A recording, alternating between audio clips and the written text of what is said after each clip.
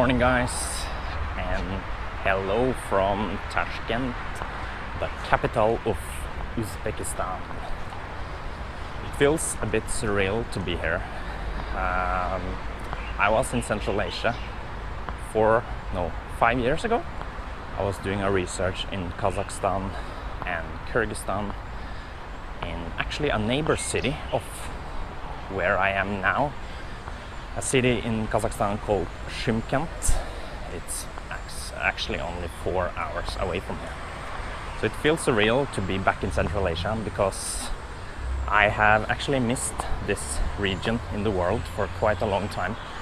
I didn't know that I would come back this soon. It's only 5 years. Of course, it's a relatively long time, but I thought it would take much more time to get back there. But now we're back. I'm in my 12th ex-Soviet nation. For those who doesn't know, Uzbekistan was part of the Soviet Union all the way until 1991, when the Soviet Union was dissolved. From the 30s, I think, it got implemented into the Union, same as Kazakhstan and the other Central Asian nations. Uzbekistan is the world's most landlocked country because it's surrounded by 2 other landlocked countries in between. All the nations around Uzbekistan are also landlocked, all the border states. Another fun fact, Uzbekistan is the only country in Central Asia that borders all the other 4 Central Asian nations, plus Afghanistan, if you include that in the term. Uzbekistan did a really, let's say, a relatively bad job after the Soviet Union dissolved. You can't really blame other than the politicians, because Uzbekistan, as far as I know, as far as I was reading during my studies, was doing a very fine job during the Soviet Union. They really liked the Union. And when the Soviet Union finally was dissolved, it didn't manage to hold themselves together in the same way as other ex-Soviet nations, like those you see in Europe, especially the Baltic nations and the Caucasus nations. But this also applies to the other Central Asian nations. Kazakhstan is probably the most developed among them. Kyrgyzstan is the most democratic among them. Turkmenistan is the worst dictatorship on the planet after North Korea, and Tajikistan is a relatively poor state, and then you have Uzbekistan in between all this. But Uzbekistan is also a country suffering from a lot of corruption. It's a relatively deserted land. There is a lot of desert in Uzbekistan, especially when you get out of the main regions here in the, where are we now? East side of the country, especially when you get down to Bukhara and further to the west side to the Aral Sea. The Aral Sea, which is now a desert, was once the 4th largest lake in the whole world. And then during the Soviet Union, the Soviet leaders were doing experiments, because Uzbekistan is very known for cotton production. So they were doing experiment to increase the cotton production, and in order to create cotton you need water, and the water that was used for the cotton production came from the Aral Sea. So during the years the Aral Sea didn't manage to hold up, and eventually was completely dry from the experiment that the Soviets did. And now I think it's only 1/3 of the Aral Sea that is left of the original sea, which is very sad. It's one of the worst catastrophes related to climate in the world's history. And the reason I'm mentioning this is that I just wanted to explain that Uzbekistan is a desert nation. but the salinization of the Aral Sea water, the water that is left of the original Aral Sea, has an effect on the dust here in Tashkent. But anyway, now we are here, and our first impression of Tashkent is, as I just said, the air here is extremely bad due to the Aral Sea pollution, and of course the deserted geography that Uzbekistan is situated in.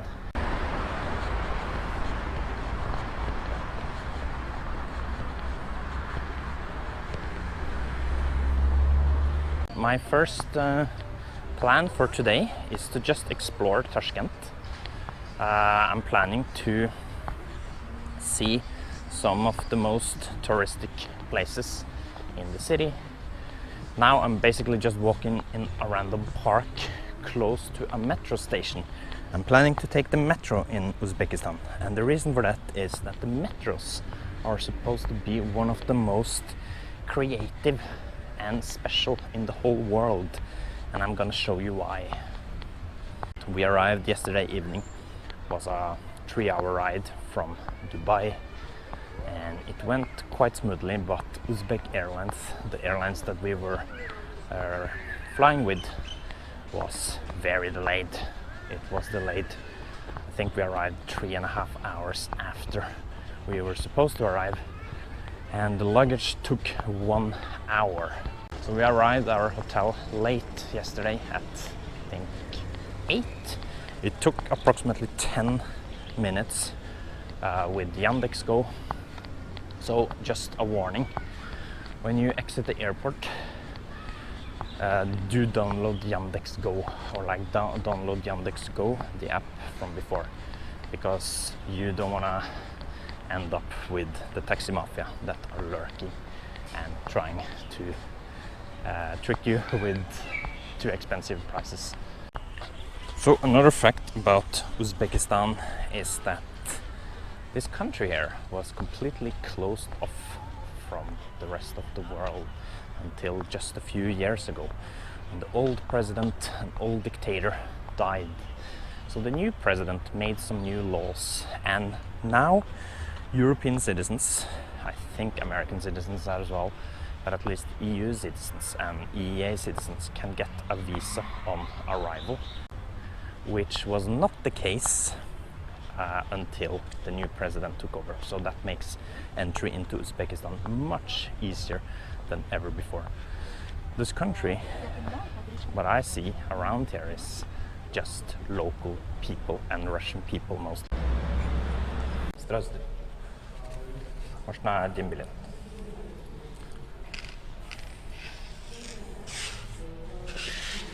Спасибо. Спасибо.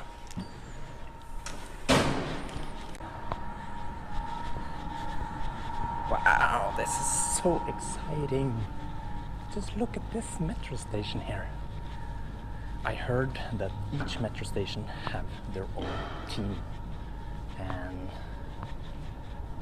this is supposed to symbolize a cosmonaut, and some other stations are symbolizing old history, etc, etc. But just look at this crazily metro stations. Just look at all this arts here. So the thing is that just a few years back you were not allowed to film any of this stuff. No camera, no film, no photo at all, until the new president took over as the leader of the country. Just I'm touching it, and it's like glass. It's so pure. It's a relatively rare chance to actually be able to film here, I feel, because it's such a new country that has opened up for the rest of the world. See here, the cosmonaut. It looks like Leonova Cosmos. It looks like a Yuri Gagarin guy. Выход Leonova Cosmos. Go out in space. And here you have the hero himself.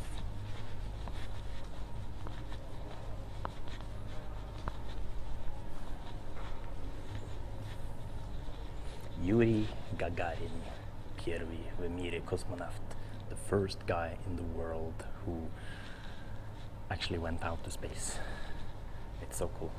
I'm gonna show you when I reach the next station. Ehtiyot bo'ling, eshiklar yopiladi. Keyingi bekat Oybek.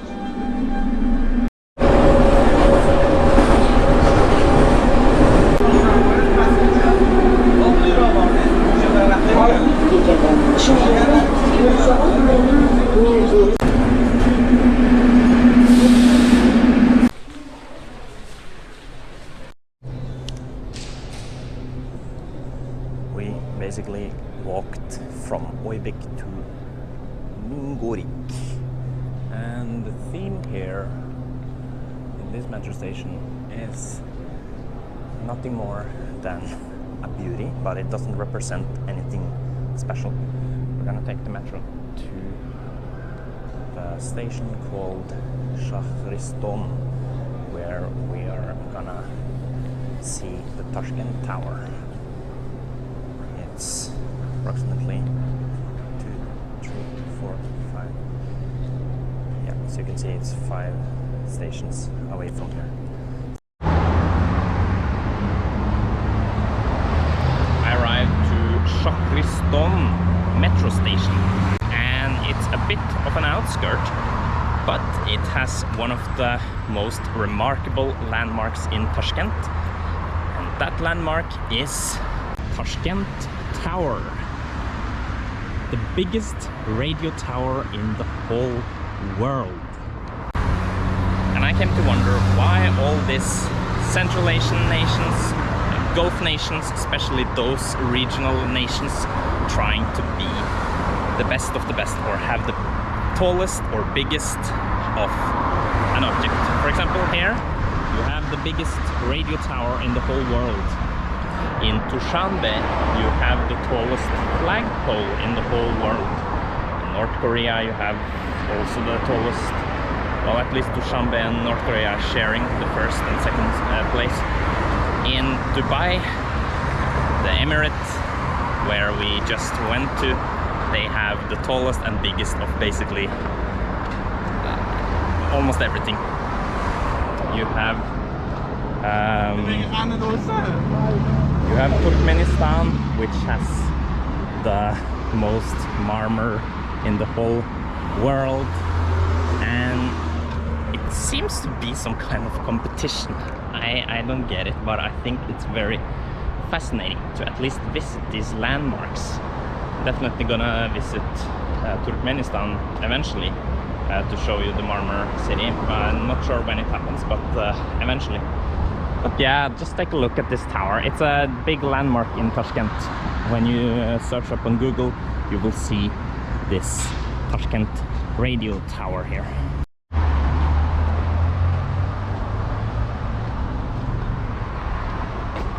Tashkent is so far a very beautiful city.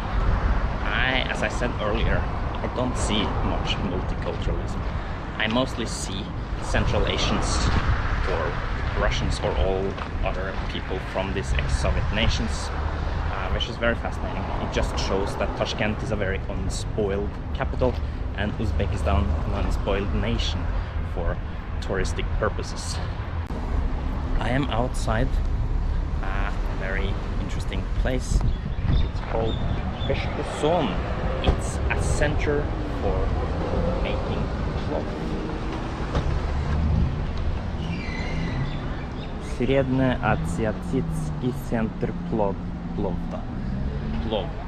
It's basically the Central Asian center of cloth.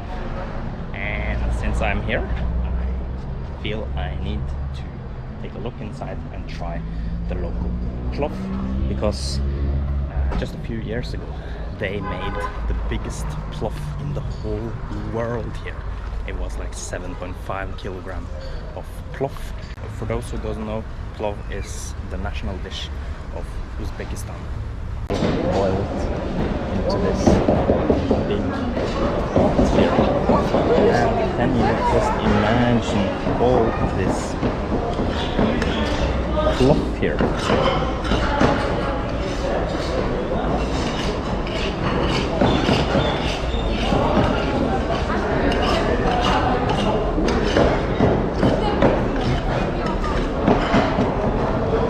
Fascinating to be here because I tried cloth first time when I was in Kazakhstan a few years back.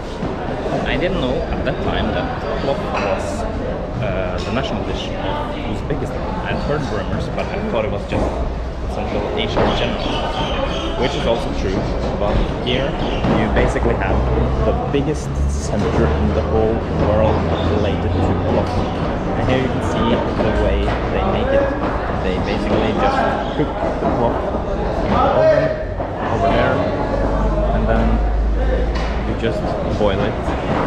And it seems like all these chefs here, they don't care that people are just walking and taking pictures. Oh wow, it's hot, super hot. They are basically they don't mind. It seems that people are just walking in and taking photos, filming like I'm doing, making a vlog for YouTube. So vlog is basically based on Mongolian food. It's basically rice based with meat, often horse or lamb meat, and vegetables, and you see that it's just combined together, and it makes a very unique taste with, of course, local herbs.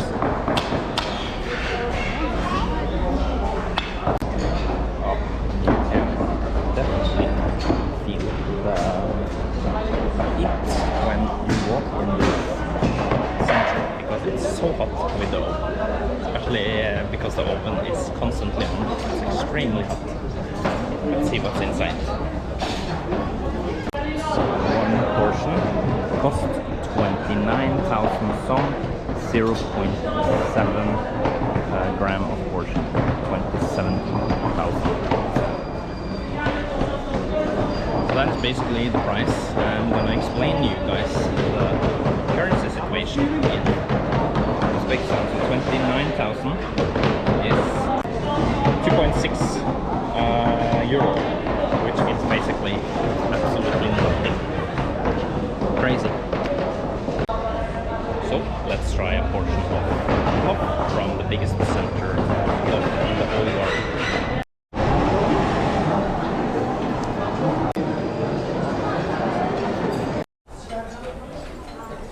So I basically managed to get my food. This is one portion of cloth, and I'm gonna try cloth in this big center here. It's gonna be an interesting experience. I've tried cloth several times before, but never in Uzbekistan, where the cloth originally comes from.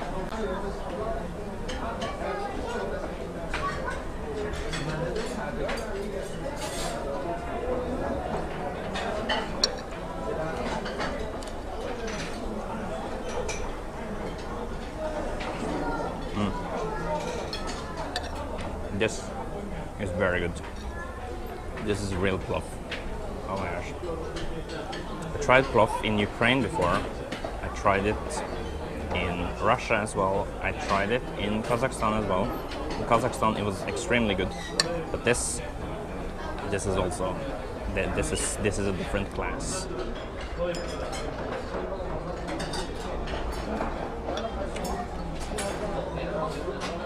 Basically just to show you guys how it looks like in a plate form. We saw it earlier today with the fancy grill. You basically have the rice base with oil, and you have vegetables. You have this kind of beans here, and lamb meat seems to be today's menu. Normally it's lamb or horse meat, and it's just a mix of all this combined. Basically just mix it, and the old style, like for example if you go to the countryside in Uzbekistan, you eat it with your hands At least back in the old days you did, and I think you do it in some places still. But here you get spoon because it's much easier and more hygienic.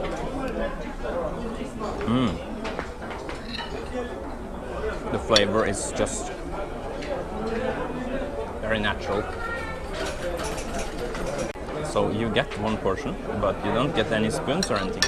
So you have to fetch your spoon from that lady over there that you can see sitting. It's that's the way you do it here. So just for you guys to know. And then you get this kind of ticket where you have to, it's not the receipt, but you go inside the center, probably because it's so many people here. You go inside the center and then you pay using the ticket. But anyway, I'm gonna enjoy the food now, this lovely plof, and I'll get back to you soon. Finished a lovely plof. One of the best, I think maybe the best plof I've ever tried, because it felt so natural to eat it. Anyway, my main goal to go to Uzbekistan station was not this market here. That was just a bonus that I suddenly came across. My main goal here was to see the Tashkent Tower. Let's get a closer look. And here seems to be as close as I get to the Tashkent radio tower, one of the tallest radio or TV tower, as it's written on the building there, in the whole world. You can go inside. It costs 40,000 some, which is approximately €4. It's not like it's super expensive or anything. It's just that I don't have time because I have a relatively tight schedule. So I just want to show you guys about this cool building here that symbolizes this interesting Central Asian capital of Tashkent, the capital of Uzbekistan. And you seem to have some kind of other comparisons here. For example, you see the comparison to this compared to the Tokyo Tower there. You have a tower in China, the Tower of Tianjin, Tower of Ostanko in Moscow and in Canada, and over there you have another radio towers in US, Malaysia and China, and this seems to be the Eiffel Tower. And at least Tashkent radio / TV tower is one of the biggest TV towers in the whole world, symbolizing this capital. And it's the symbol of Uzbekistan or Tashkent. So let's head on to the next destination. What I have recognized so far is that all the cars here are Chevrolet. See? Chevrolet, Chevrolet. You see all the cars driving, Chevrolet, Chevrolet. It's basically only Chevrolets here.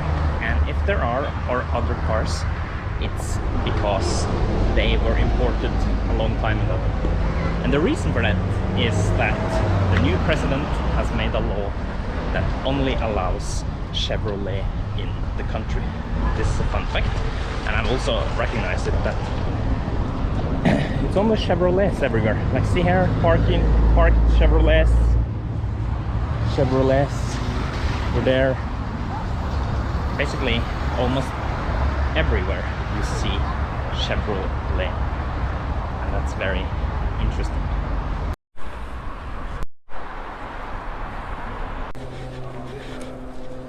So basically, when you enter a metro station in Tashkent, they do this security.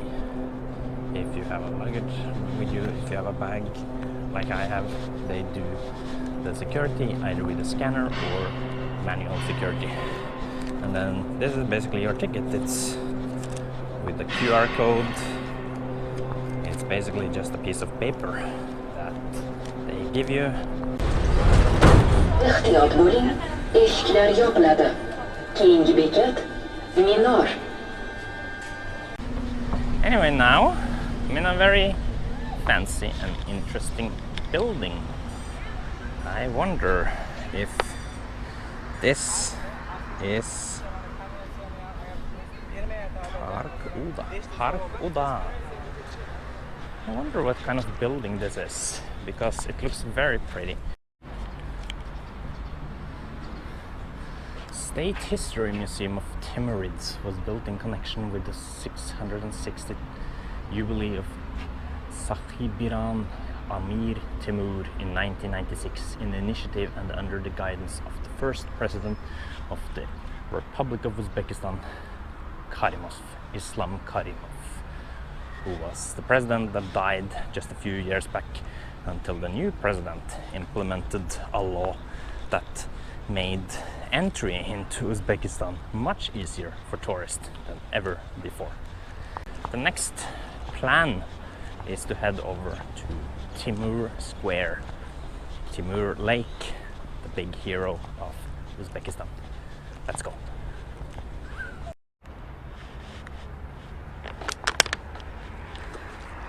So the building you see behind me is not whichever hotel. It can look like a just whichever hotel, but it's actually a very special hotel. And that is because this hotel here, called Hotel Uzbekistan, was the only hotel in all of Uzbekistan during the Soviet era. And here it stands, relatively tall, but it looks quite gloomy, to be honest. You see, the painting hasn't been really renovated at all, and I feel it just stands there as a symbol of Uzbekistan's Soviet past. It's a very fascinating thing to see here, because it just shows how closed off Uzbekistan has been from the world, especially during the Soviet era, and still is from the rest of the world.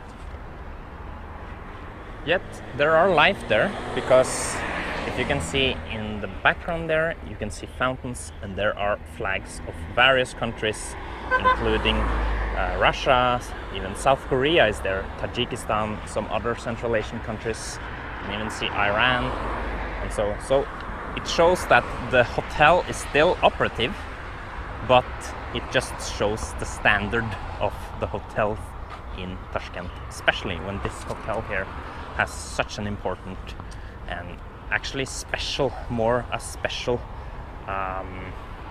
symbol for Uzbekistan and Tashkent's past during the Soviet Union. What's very special in Central Asia, same kind of thing that I've seen in Kazakhstan and Kyrgyzstan during my previous trips to Central Asia, is that they have all this tall, not only tall, but big and quiet, enormous white buildings, as you can see there. This reminds me of the universities especially in Astana. They have universities called Nur Sultan University. This building here reminds me of that. It's a big, fat, giant building which is white and has a symbol on the top, which in this case are two birds looking at the sky. It's a very cool and interesting feature with Central Asia. They often have nature as symbols because of their natural surroundings. Like for instance, you can see in the flags of various countries in Central Asia. For example, in Kazakhstan, eagle is the national symbol. In Kyrgyzstan, you have the sun. In Uzbekistan, of course, you have the half moons and also various colors that represent nature. Same in Turkmenistan and Tajikistan as well, which is a very interesting thing. But here we are on the Timurid Lake Square, where the great guy Timurid has a monument. So the same as Genghis Khan is a national hero for the Mongols, Amir Timur or Timur Lenk, as he was also called, is a national hero of Uzbekistan. And let's see here if we can read something useful. Amir Timur Monument and the square were created in 1993 based on the project and initiated by the first president of the Republic of Uzbekistan, Islam Karimov. Strength in justice. That's what it's written behind me on the statue of Timur Lenk. So, a short description. Timur Lenk is seen as a national hero of Uzbekistan because he fought the Mongols during the time of the Mongol Empire, and he managed to divide Uzbekistan into different kingdoms, and he is kind of the main reason that Uzbekistan did not fall under Mongol rules. I don't know too much about him, but I know that he's seen as a national hero of the country. And behind here you have Hotel Uzbekistan. Behind there you have the hotel, and this kind of image here symbolizes the history of Uzbekistan from the Soviet era and from the time under the Mongol Empire, when the Mongols were the big threat of the world back in the days. So yeah, this is one of the main squares in Tashkent, and it's situated inside a park. It's a relatively peaceful park. People seems to be chilling. Over there you can see people chilling. You have these water fountains everywhere because Uzbekistan is a very dry country, so it's very necessary for the government to put up these fountains here in order to give the grass water. Oh, and the temperature in Tashkent is extremely hot, so just be aware that the temperature here is now 40 degrees. So I think it's better to come here during winter time because this is unbearable. But at the same time, I heard that the winter time can be also very extreme on the opposite end, up to minus 30, 40. When I was in Kazakhstan, it was minus 40 degrees, which was extreme. And the reason for the temperature to reach that low is because of the flat landscape that Central Asia is surrounded by.